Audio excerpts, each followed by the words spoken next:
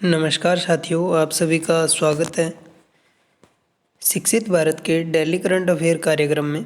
आज का हमारा पहला क्वेश्चन है कि हाल ही में सुप्रीम कोर्ट में पुनः फिजिकल सुनवाई को लेकर 500 से अधिक वकीलों ने किसे चिट्ठी दी है। तो सबसे पहले तो आप सुनिए फिजिकल सुनवाई क्या होती है, फिर उसके बाद इसका हम आंसर देखेंगे। तो फिजिकल सुनवाई वो होती है, अभी जो सुनवाई है वो कोरोना की वजह से वीसी के द्वारा ये कर रहे हैं, वीडियो कॉन्फ्रेंसिंग के द्वारा। तो उसको क्या है रद्द करते हुए पुनः फिजिकल यानी कि व्यक्तिगत रूप से क्या है वहाँ पर उपस्थित होकर के और फिजिकली सुनवाई यानी कि भौतिक सुनवाई है वो वापस शुरू की जाए, न कि डिजिटल सुनवाई है उसको जारी रखा जाए। उसके लिए 500 से अधिक वकीलों ने किसे चिट्ठी दी है। तो इसका सही आंसर होगा chief justice of India. Chief justice of India को क्या है उन्होंने चिट्ठी दी है। अभी वर्तमान में सीजेआई कौन है? अभी वर्तमान में सीजेआई है वो कौन है? ऐसे बोबड़े हैं, ऐसे बोबड़े हैं।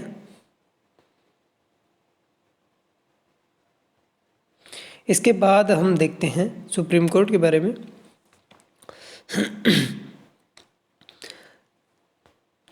तो भारत का जो उच्चतम न्यायालय है उसकी हम बात करें तो इसकी स्थापना है वो 1 अक्टूबर 1937 को भारत की संघीय अदालत के रूप में हुई थी और 28 जनवरी 1950 को भारत के उच्चतम न्यायालय के रूप में इसको क्या है वापस स्थापित किया गया।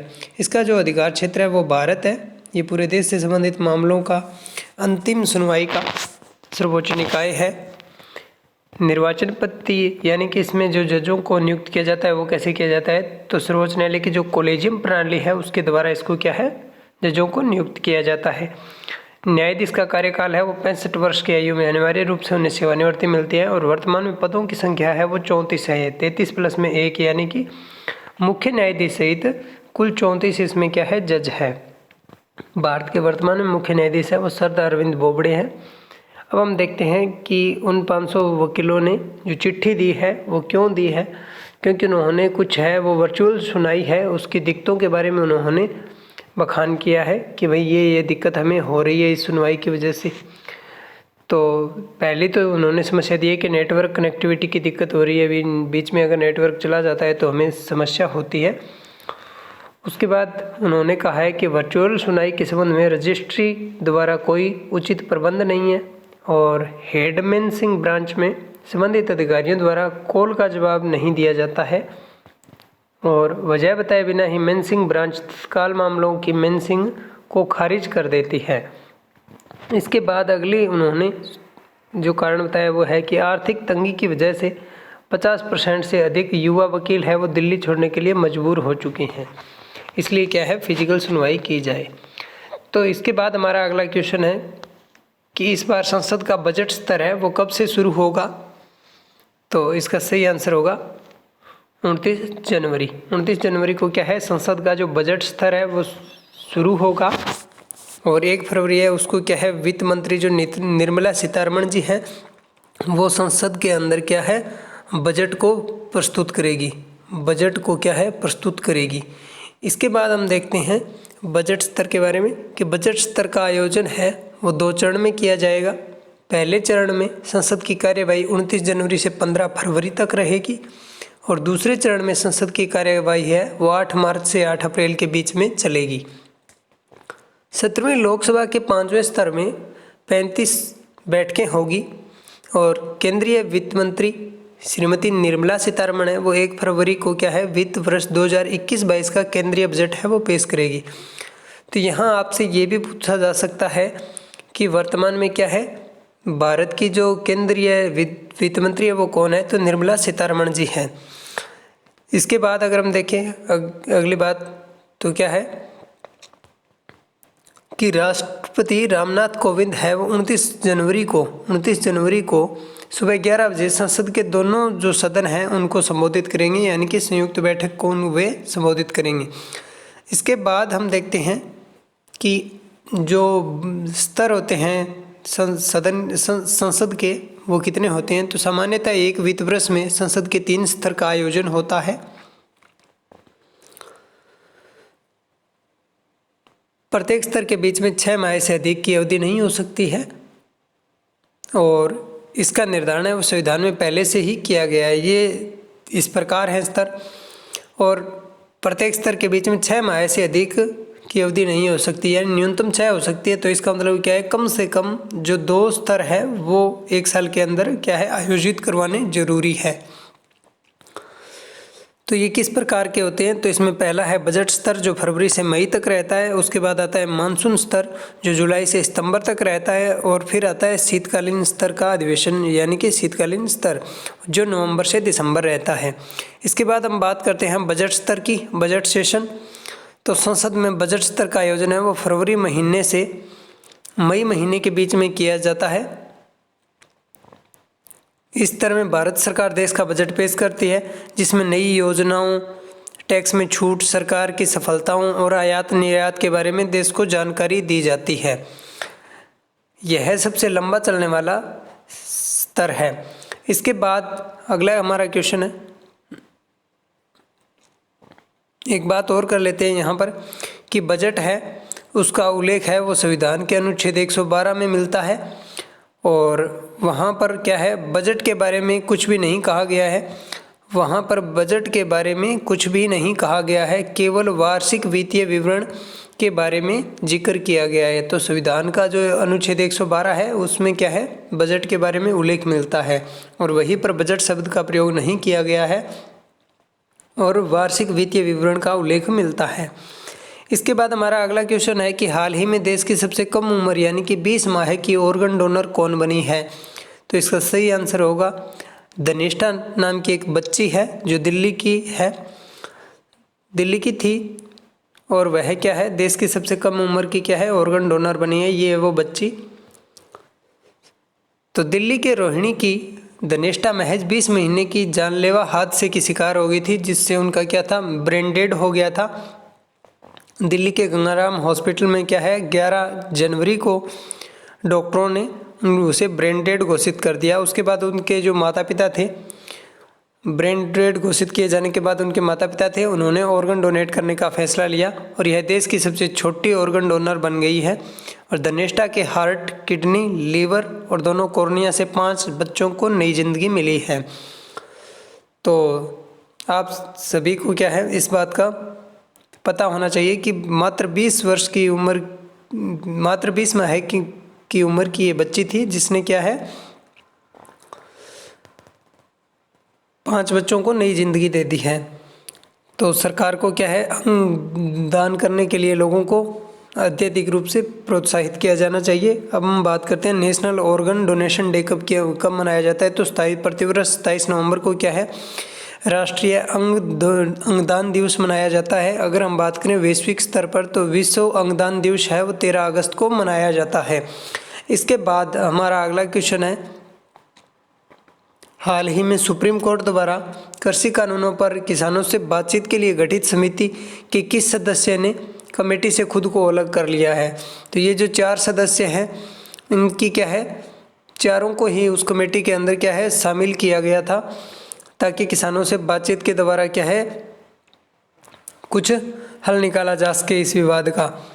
तो अभी जो सदस्य हैं भूपेंद्र सिंह मान उन्होंने इस समिति से खुद को अलग कर लिया है।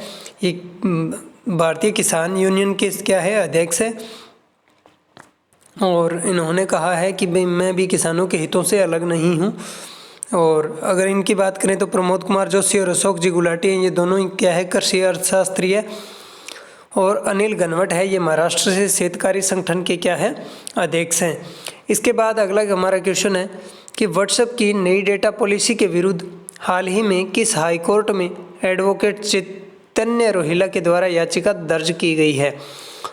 तो किस हाईकोर्ट में की गई है, दिल्ली हाईकोर्ट इसका सही आंसर होगा। दिल्ली हाईकोर्ट में क्या है एडवोकेट चैतन्य रोहिला ने क्या है व्हाट्सएप की नई डेटा पॉलिसी है उसके विरुद्ध क्या है याचिका दर्ज की है।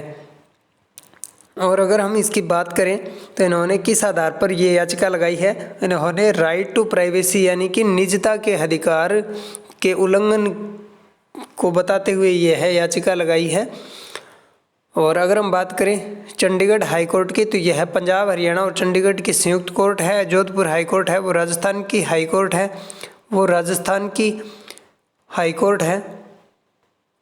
इसके बाद अगर हम बात करें अमरावती की, तो अमरावती है वो आंध्र प्रदेश की हाई कोर्ट है और यह देश का 25वां हाई कोर्ट है, नवगठित हाई कोर्ट है। इसकी स्थापना है वो 1 जनवरी 2019 को की गई थी। तो इसकी स्थापना कब की गई थी? 1 जनवरी 2019 को की गई थी।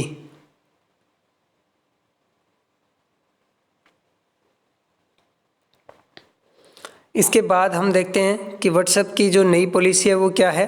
तो व्हाट्सएप पर जो कंटेंट अपलोड किया जाता है, सबमिट किया जाता है, स्टोर किया जाता है, सेंड या रिसीव करते हैं, कंपनी उनका इस्तेमाल कहीं भी कर सकती है। इस पॉलिसी के अनुसार कंपनी उस डेटा को साझा भी कर सकती है और यह पॉलिसी है वो 8 फरवरी 2021 से लागू हो रही है। तो आपको ये बात भी नोट करने वाली है, आपको ये बात भी क्या है नोट करनी है कि यह व्हाट्सएप की जो नई पॉलिसी है वो कब लागू हो रही है। तो 8 फरवरी 2021 से यह पॉलिसी लागू हो रही है। और इसमें क्या है, यूज़र से क्या है एक परमिशन मांगी जाती है एक मैसेज के द्वारा। अगर इसको यूज़र एग्री नहीं करता है तो 8 फरवरी के बाद वह अपने अकाउंट का इस्तेमाल नहीं कर सकेगा और उसका अकाउंट है वो डिलीट कर दिया जाएगा। तो यहाँ पर एक बात यहाँ पर ये ज़रूर याद रखना कि इस नई पॉलिसी को क्या है कब से लागू कर रहा है व्हाट्सएप, तो 8 फरवरी 2021 से इसको लागू कर रहा है। इसके बाद हम अगला क्वेश्चन देखते हैं कि हाल ही में किस देश की महिला क्रिकेटर सोफी डेवाइन ने T20 में 36 बॉल पर शतक लगाकर इतिहास रच दिया और वे T20 क्रिकेट में सबसे तेज शतक लगाने वाली पहली महिला क्रिकेटर बन गई है। तो ये जो सोफी डेवाइन है वो ये है और ये किस देश की निवासी है? तो ये न्यूजीलैंड की निवासी है। इसके बाद अगर हम बात करें कि T20 के अंदर पुरुषों में कौन है, तो T20 क्रिकेट में सबसे तेज शतक का रिकॉर्ड है वेस्ट इंडीज़ के क्रिस गेल के नाम है। उन्होंने क्या है 2013 में IPL में 30 बॉल पर शतक जड़ा था। इन्होंने 36 बॉल में जड़ा है महिला ने और इन्होंने जो क्रिस गेल है इन्होंने 30 बॉल पर जड़ा है। इसके बाद हम बात करते हैं न्यूजीलैंड की। तो न्यूजीलैंड कहाँ है? तो दुनिया के नक्शे में न्यूजीलैंड यहाँ पर पड़ता है, देख लो। और ये ऑस्ट्रेलिया है, ये ऑस्ट्रेलिया है और ये न्यूजीलैंड है।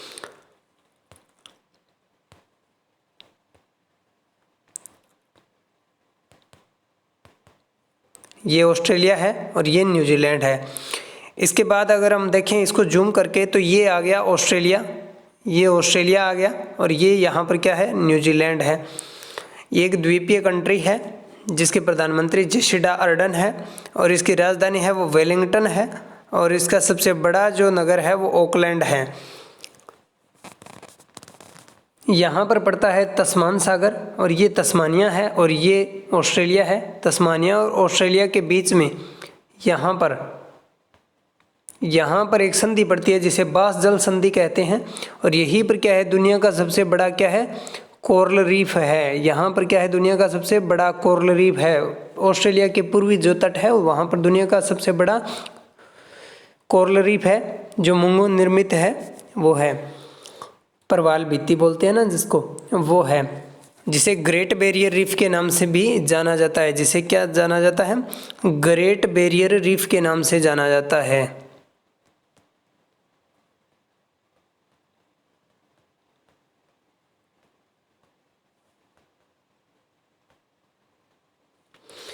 अब अगर हम बात करते हैं इसकी न्यूजीलैंड की, तो न्यूजीलैंड है यहीं पर एक क्या है समुद्र के अंदर, यहीं पर क्या है एक समुद्र के अंदर भूमिगत रूप से क्या है महाद्वीप की खोज की गई है पिछले कुछ सालों में यहाँ पर, जिसे जिलैंडिया नाम दिया गया है, जिसे जिलैंडिया नाम दिया गया है।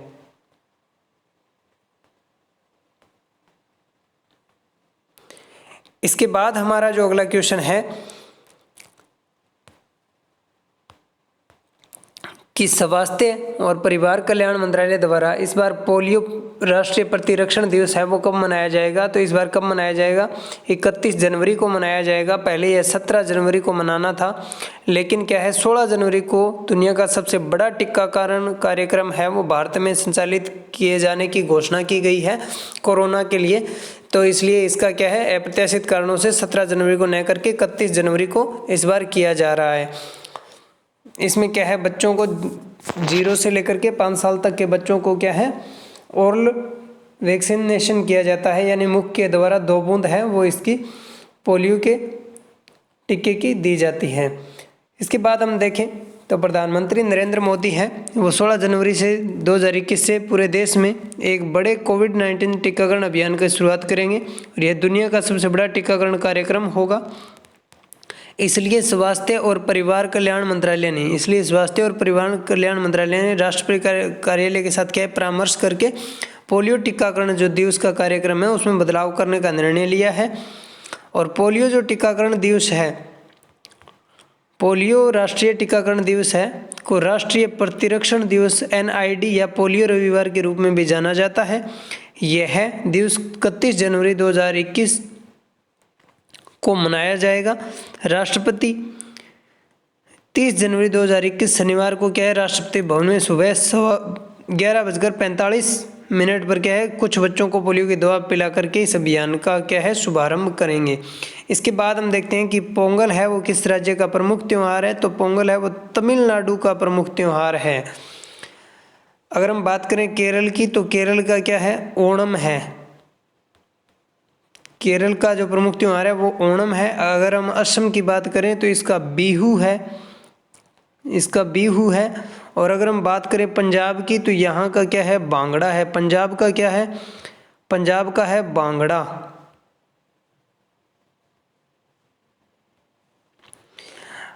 तमिलनाडु का क्या है, तमिलनाडु का है पोंगल। तमिलनाडु का है पोंगल। इसके बाद हम देखते हैं तमिलनाडु के बारे में। तो तमिलनाडु है वो भारत का दक्षिण में स्थित क्या है राज्य है। और अगर हम यहाँ पर देखें इसको जूम आउट करके,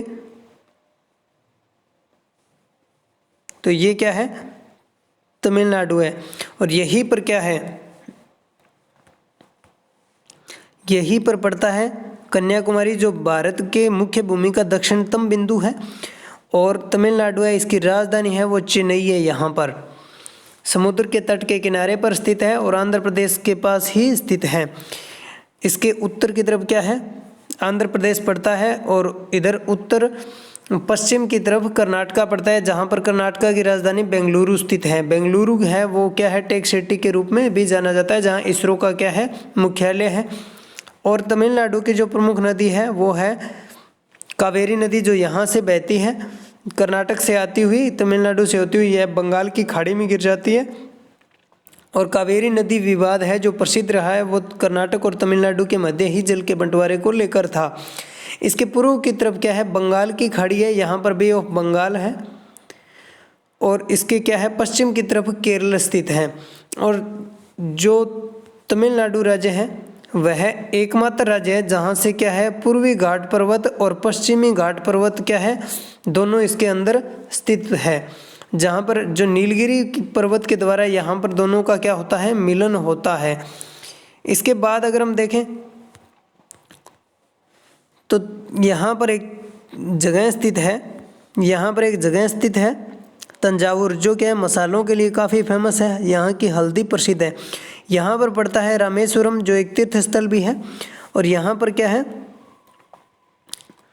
पूर्व राष्ट्रपति तथा भारत के missile man doctor APJ Abdul Kalam का क्या है जन्म हुआ था। यह पाक जल संधि के द्वारा श्रीलंका से जुड़ा हुआ है। और यहाँ पर क्या है पाक जल डमरू मध्य है, उसके उत्तर की तरफ पाक की खाड़ी और इसके दक्षिण की तरफ यहाँ पर मन्नार की खाड़ी है। यहाँ पर मन्नार की खाड़ी है और यहाँ पर क्या है पाक की खाड़ी है।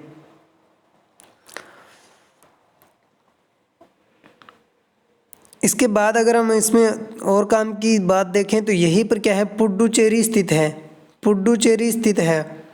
पुडुचेरी के जो 2 भाग है, पुडुचेरी कुल 4 भागों से बनी हुई है। यहाँ पर पड़ता है इसका, केरल के अंदर पड़ता है यहाँ पर माहे वाला हिस्सा, और यहाँ पर आंध्र प्रदेश में ऊपर की तरफ पड़ता है वो है यनम वाला हिस्सा। और यहाँ पर पुडुचेरी का जो मुख्य भाग है, यहाँ पर जो क्या है पुडुचेरी का मुख्य वाला भाग है, और यहीं पर इसका दूसरा भाग पड़ता है जिसे कराईकल के नाम से जाना जाता है। तो धन्यवाद दोस्तों। डेली करंट अफेयर के अपडेट पाने के लिए जुड़े रहें हमारे यूट्यूब चैनल शिक्षित भारत से।